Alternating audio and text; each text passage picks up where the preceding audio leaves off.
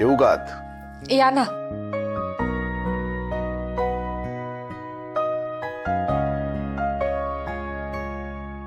बाबा, तुमचंच घर आहे, पाहुणी तर मी आहे. तुम्ही का परवानगी मागताय बरं? पाहुणी? पाहुणी का म्हणतेस तू? मी तुला माझी सूनच मानतो. हा तुमच्या मनाचा मोठेपणा आहे बाबा. हाच तुझा गोडवा आणि सभ्यपणा मला खूप आवडतो. आता इतके महिने या घरात राहतेस, पण कधीही कुठल्याही गोष्टीचा गैरफायदा घेतला नाहीस तू. बरं, या पेपरवर आराध्याच्या सह्या हव्या आहेत.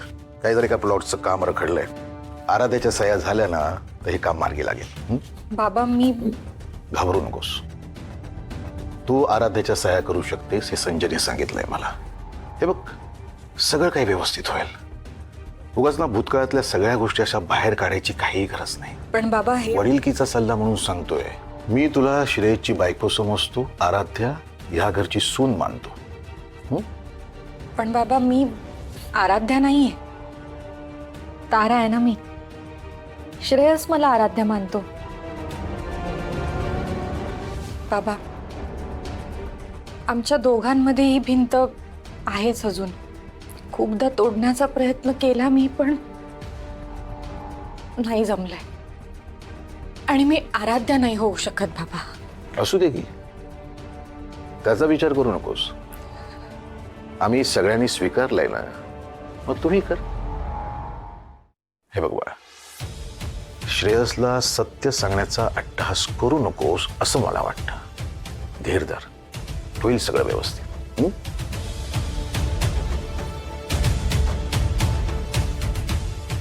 आराध्या, आराध्या, यावर सह्या कर.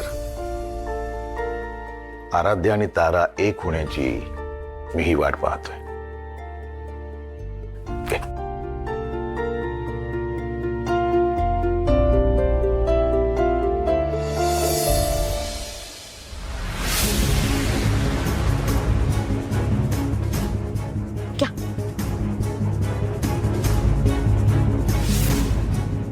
क्या पुसा डोळे?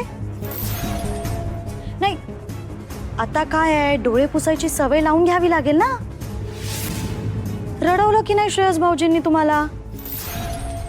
आता तुम्ही किती मागे मागे करत होता त्यांच्या, पण आता त्यांनी तर साधं विचारलंही नाही तुम्हाला.